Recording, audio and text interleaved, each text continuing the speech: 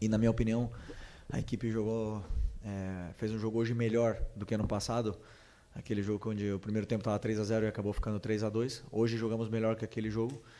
Porém, não conseguimos concretizar as nossas oportunidades de gol. Eles tiveram um contra-ataque, fizeram, né? E depois tiveram alguma outra possibilidade de contra-ataque, mas, como eu sempre digo, nós escolhemos a forma de jogar e nem sempre vamos ganhar, mas essa é a forma que eu quero. Esse é o estilo que eu quero ver meu time, pressionando, deixando o adversário em dificuldades, que o adversário não consiga tirar a bola do Flamengo, que nós sejamos os protagonistas do jogo.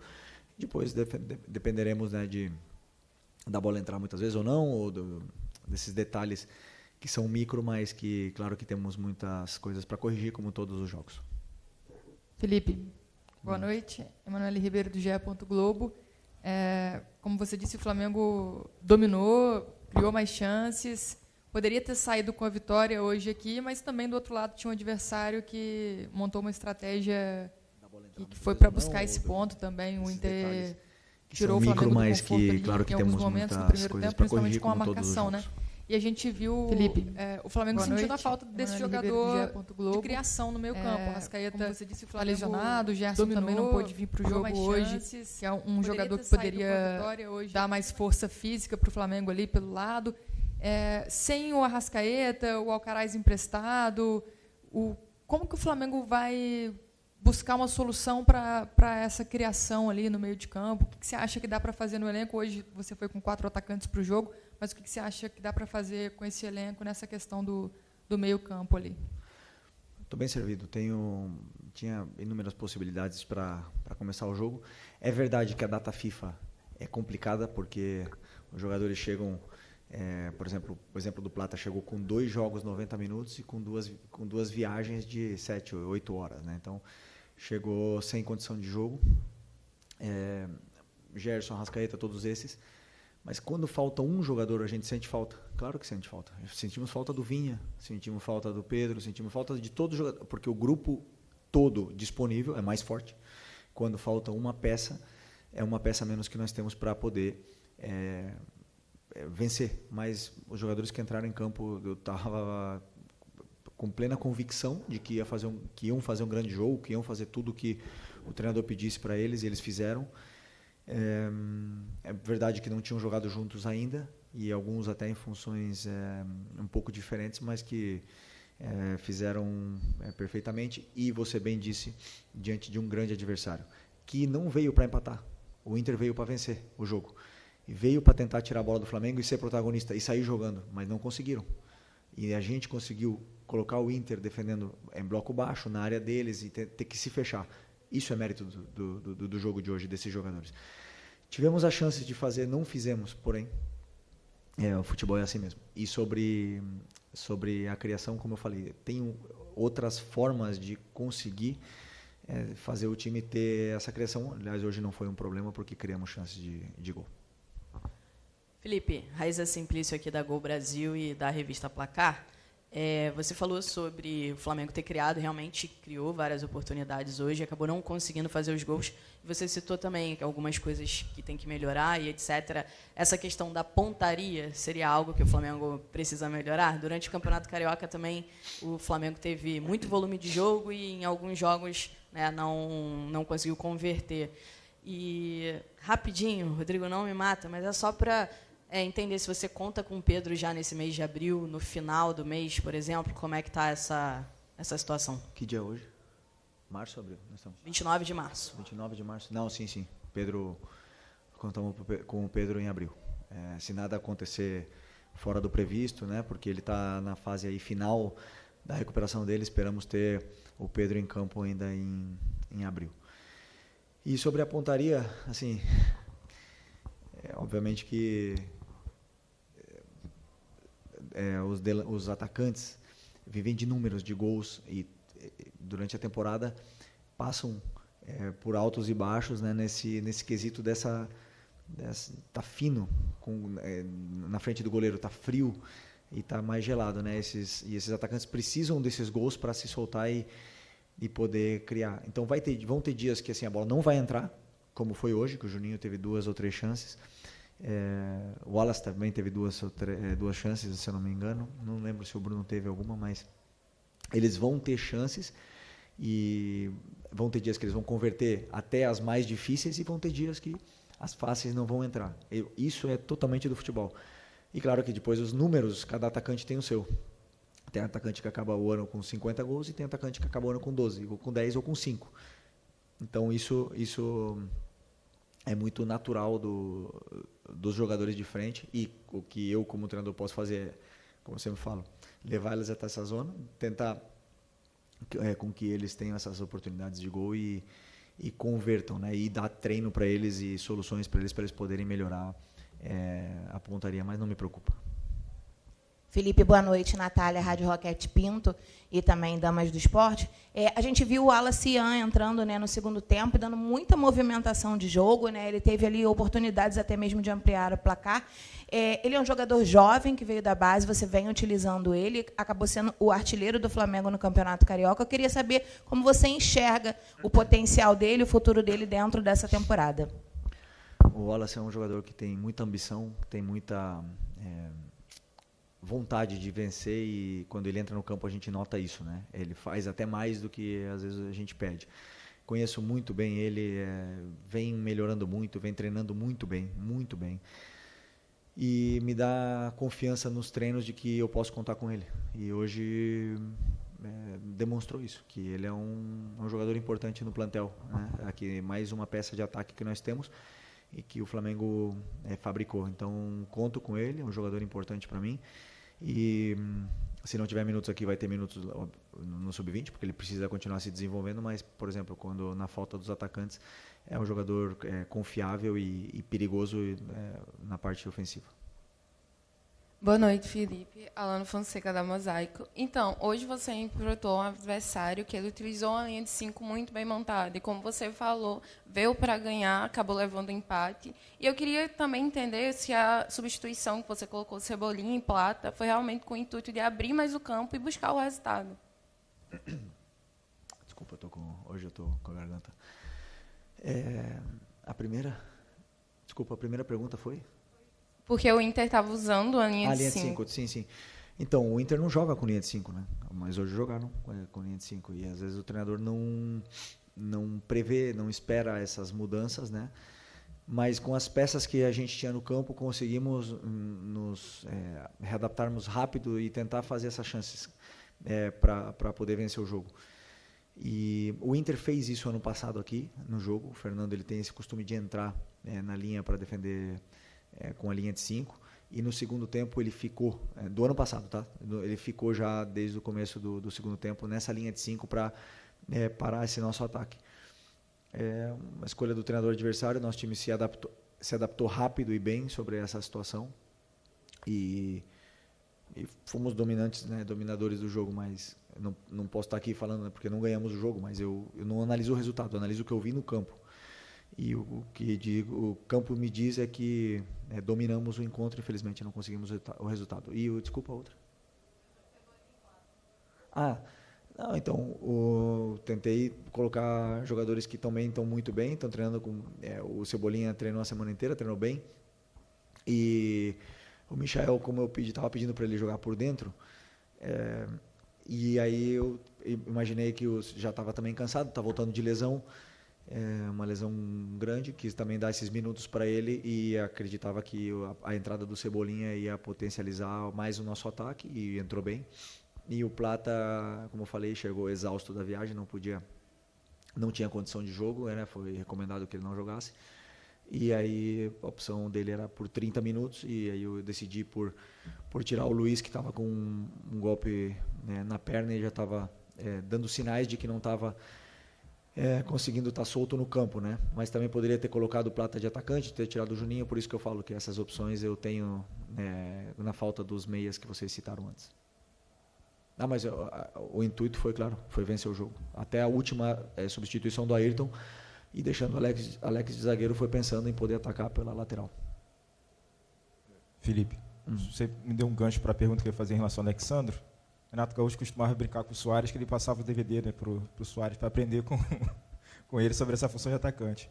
Eu estou numa brincadeira. Você meio que tentou replicar o que você fazia com o Alexandro hoje, nessa mudança, nesse ajuste para o segundo tempo, de trabalhar um pouco mais por dentro. Como é que você está imaginando essa dinâmica dele, principalmente nesse jogo de hoje, né? Talvez a impressão que ele tenha atuado um pouco mais centralizado, fazendo esse meio campo. Se você tem também um prognóstico em relação ao Léo Pereira. Não, eu não posso dar meu DVD para o Alexandre, porque o DVD dele é bom, hein? Não tenho muito para ensinar ali, porque é um jogador dos grandes. É um jogador dos grandes. E não é que eu coloquei ele por dentro.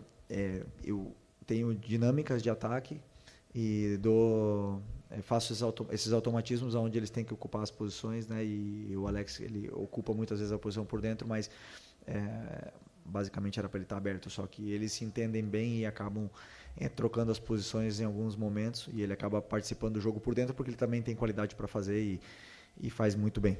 Então, esse foi o pensamento. E o Léo Pereira, não sei, um golpe muito forte no joelho, está com dor e não conseguiu acabar o jogo, e espero que não seja nada grave, porque Léo, altíssimo nível.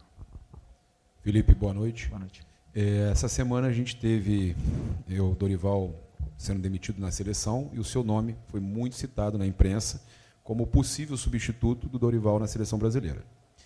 A gente sabe que a sua cabeça está aqui, o foco está aqui, mas não tem como a gente não perguntar. Até o presidente BAP falou que se fosse meu filho, eu falaria para o Felipe que não é o momento. Eu queria saber a sua opinião, como é que foi ter que lidar com isso essa semana, acompanhar essas notícias, como é que você está acompanhando tudo isso? Como é que a gente sabe que você está focado aqui, mas comentar como é que foi a sua semana. Não, minha semana foi Inter, totalmente estudando e analisando e trabalhando e treinando sobre o Internacional de Porto Alegre. E assisti o jogo da seleção, fiquei muito triste pelo Dorival, porque é um grande amigo, tenho um carinho muito grande, um respeito muito grande por ele, porque ele me ajudou muito. O Dorival me ajudou muito, desejo muita sorte, sucesso, e não tenho dúvida que em breve nos estaremos enfrentando aí nos campos. E você mesmo respondeu a pergunta, o que é a realidade? A realidade é a minha semana de trabalho contra o Internacional. E vocês me conhecem, eu tenho um contrato com o Flamengo. Não tenho mais agora. A única coisa que eu penso é na Libertadores, Táchira. É a única coisa que passa na minha cabeça, mais nada. Boa noite, Felipe. Léo José do Coluna do Fla. Já aproveitando o final da resposta sobre o Táchira, esse primeiro jogo do Brasileirão contra o Internacional já se mostrou um nível de competitividade um pouco diferente do que a gente viu no Campeonato Carioca. E agora a gente vai ter um Flamengo e Táchira na quinta-feira. Esse jogo contra o Inter, ele já deu para testar algumas formas de jogo já de olho no Táchira, ou o jogo contra o time da Venezuela vai ser tudo traçado do zero? Eu nem sei como eles jogam. Nem sei que sistema eles jogam. Não conheço nem os nomes dos jogadores ainda do Táchira. Essa semana amanhã de manhã eu vou começar a estudar eles. O nível do brasileiro é muito diferente. Mas nós tivemos 8 clássicos no último mês e meio.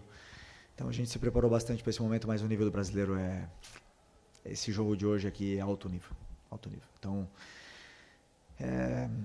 por mais que a gente queira preparar muitas vezes, né, um adversário, quando vem jogadores como Alan Patrick, Wesley, Valência, Borré, o nível é nível Europa. Esses jogadores são muito grandes, muito bons, e é difícil de jogar o campeonato. Então agora queríamos muito ter vencido esse jogo em casa, não conseguimos, porém são 38 rodadas, é um campeonato longo e vence o melhor e o mais regular. Então é importante que sejamos sinceros com o que foi feito, nós dentro do nosso vestiário sejamos sinceros com o que foi feito no jogo. Se tivesse ganhado o jogo, jogado mal, teremos que ser sinceros com a gente mesmo, porque temos que sempre estar evoluindo, melhorando para poder tentar ir em busca desse campeonato. E a partir de amanhã, Táchira. Boa noite, Felipe. Bruno Castanha, Bruno TV e também B2 na área. Eu queria perguntar para você hoje especificamente do Bruno Henrique. O Bruno Henrique hoje jogou numa outra função diferente, mais como meio, jogando atrás do Juninho, com bola e também sem bola na marcação e não na primeira linha ele também marcando o Fernando, principalmente no primeiro tempo, nessa série de bola. Eu queria que você falasse para mim o que você pensou em relação ao Bruno Henrique nessa posição. Obrigado. Primeiro, o Bruno fez um treino comigo. Esse jogador esse cara é muito diferente. Esse cara é muito, muito diferente. E aí eu conversei com ele hoje, pedi se ele tinha condições, se ele queria, né, se ele estava em condições, se ele se sentia confortável de começar o jogo e quanto tempo mais ou menos ele poderia aguentar. E falou que estava plena disposição da equipe e isso o treinador valoriza muito, porque um cara que vem de lesão poderia perfeitamente se proteger e falar, não, vou esperar mais um pouco com medo de ter algum problema, e não, ele colocou o corpo dele a serviço do... como ele sempre faz, não é nenhuma novidade para a gente, né? Então, pensei em colocar ele nessa função que ele fazia já com o Jorge Jesus, com 2 atacantes, e vindo buscar, como o Michel fica mais alto, ele vindo buscar a bola no pé, e o Juninho dando a profundidade. Então, ele sabe fazer, ele já fez, ele jogou com 2 atacantes todo 2019, e ele tem esse ataque ao espaço também que é muito bom, né? Mas o Inter tem uma qualidade defensiva também importante, sabiam que ele tinha esse poder ofensivo no espaço e conseguiram neutralizá-lo. No segundo tempo, já ficou mais alto com o Michel por dentro, e aí ele senti ele mais solto, né, um pouco mais, assim, para mim fez um grande jogo, um grandíssimo jogo, e sobre a pressão, não é que ele estava com o Fernando, ele e o Juninho tinham que pressionar, só que eles, em determinados momentos ia o Juninho, outros ia ele, e acabamos pressionando um time que é difícil de ser pressionado, muito difícil de pressionar o Inter. O Inter são poucos adversários que tiram a bola do Inter, então tem mérito nesse sacrifício dos jogadores. Felipe, boa noite. Boa noite. Felipe, tem uma questão que está preocupando muito a torcida, acredito que está preocupando você também, é a questão da coxa. A gente tem o Danilo, o Gerson, o Bruno Tava, o Cebolinha, o Michael. São alguns jogadores que tiveram problema na coxa nesse começo de temporada. Queria saber de você se você fez uma reunião com os seus preparadores físicos, com o departamento médico, para poder entender o que pode estar acontecendo e se vocês já conseguiram encontrar um diagnóstico para poder resolver esse problema. As lesões do futebol, 70% delas são posterior de coxa. É a maioria, porque o modelo de jogo pede pressionar, a sprint, pede voltar para marcar, a sprint, pede para se desmarcar no espaço, a sprint, e o músculo que mais solicita é esse. Tivemos 8 clássicos em 12 jogos. Então, além do físico, tem o mental. E esses jogadores, o que eu mais admiro neles é que eles não guardam nada. E as lesões vão acontecer. E é o risco que eu corro, pedindo para eles jogarem assim, eles fazem. Tem jogadores que têm mais predisposição, outros que têm menos. Tem jogadores que conseguem jogar toda a temporada e apenas ter algum problema físico. Tentamos dosar a carga, mas não controlamos tudo. E às vezes eles fazem algumas ações aonde acabam sentindo. A única lesão que foi grande foi a do Michel. A única dessas todas. Todas as outras foram, assim, edema, grau 1, que é uma sobrecarga. Só que tiram o jogador aí 10 dias, 2 semanas dos gramados, infelizmente, mas estamos trabalhando, claro, para poder... Eu acredito que agora com a sequência de jogos até melhore isso e eles se condicionem cada vez melhor para poder ajudar a equipe. Aqui, Felipe, boa noite. Marcos Martinho, do canal da QSRN. Você comentou sobre que qualquer desfalque realmente enfraquece a equipe. O Flamengo sente a falta do Vinha, do Pedro, e hoje sentiu, acho que, principalmente as ausências do Gerson e do Arrascaeta, que são os principais meios de criação do Flamengo atualmente no plantel. Você identifica ou considera que o Flamengo talvez necessite de mais meias com essas características no plantel para poder repor as ausências deles? O que eu posso te dizer é que o Flamengo precisa e está fazendo, estar atento sempre ao mercado para poder sempre trazer aqui jogadores nível Flamengo, para poder elevar mais ainda o nível da equipe. Não só estamos olhando meias, nós estamos olhando volantes, zagueiros, laterais, meias, atacantes, pontas em todas as posições para poder sempre elevar o nível da equipe. E posso te garantir que estão trabalhando muito bem, né? Muitas horas. Mas, como eu falei para vocês também, que dentro desse próprio elenco estamos bem servidos. Felipe, Fábio Barcelos, Família da Nação, boa noite. No ano passado, o Flamengo venceu o Campeonato Carioca e a temporada seguinte, né, aliás, a mesma temporada, o restante das competições não foi bom. De que maneira você vai trabalhar a mente, o mental desses jogadores para dizer para eles o que você dizia durante o Campeonato Carioca, que a temporada começa nesse momento, agora, que o Campeonato Carioca foi só uma pré-temporada? Ano passado ganhamos o Carioca e não ganharam, né, o Brasileiro, ganhamos a Copa do Brasil. Em 2019 ganhou o Carioca e ganhou Brasileiro e Libertadores. Em 2020 ganhou o Carioca e o Brasileiro. Em 2021 não ganhamos nada. Então, assim, cada ano é um ano diferente, não tem nada, mas o que eu falo para eles é justamente isso. Agora começou a temporada para a gente. Por incrível que pareça, 8 clássicos, 2 finais, tudo isso, e o ano começa agora. Então já tem jogadores aqui que já tem um desgaste grande de seleção, de sequência de jogos, e o ano começa hoje. E infelizmente depois da data FIFA, né, que chegamos aí nesse... que não é fácil jogar depois da data FIFA, porque os jogadores estiveram se alimentando de um modelo diferente durante 2 semanas e vão chegar aqui agora e jogar do jeito que a gente joga. Não é nada fácil. Então tem muita coisa boa, e o que eu mais sinto é essa ambição que os jogadores têm de conquistar esse campeonato, e isso o treinador percebe. Eu sinto no dia a dia, na maneira deles trabalharem, então por isso que o ambiente está tão bom. Obrigado, boa noite. Que jogo, hein, nação? O Flamengo começou o Brasileirão 2025 com um empate contra o Internacional no Maracanã, em uma partida cheia de reviravoltas.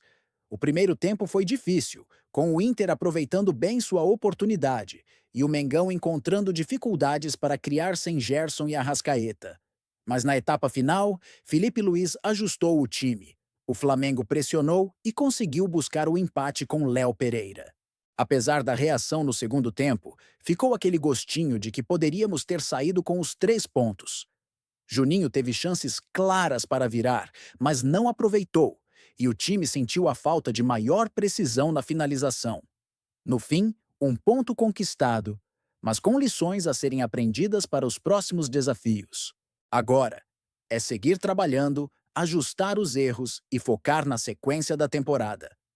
O Brasileirão é longo e sabemos que o Mengão sempre cresce nos momentos decisivos.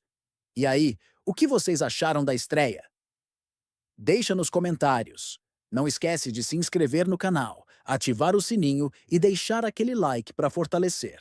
Até o próximo vídeo. Tamo junto!